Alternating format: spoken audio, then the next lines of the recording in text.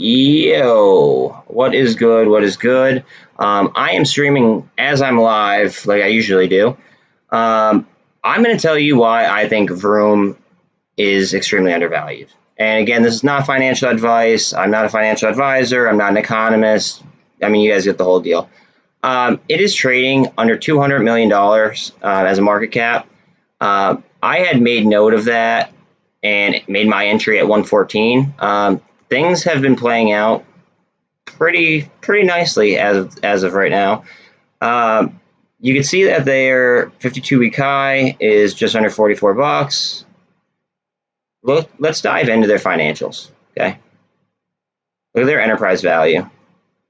Bang, shot all the way up to $6.5 billion in 2020, and then the C word happened and we dropped. We're estimated to go back into the billions. Okay. Their only competitors are going to be Carvana, CarMax. I mean, as their major direct competitors.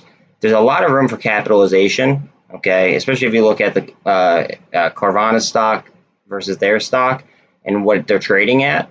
They're trading at $1.41. Okay, we're talking about 120.5 million shares.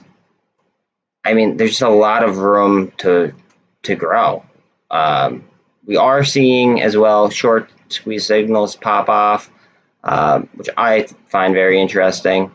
As far as shorts go, we are looking at 31% short interest, and more retailers seem to be, kind of catching along.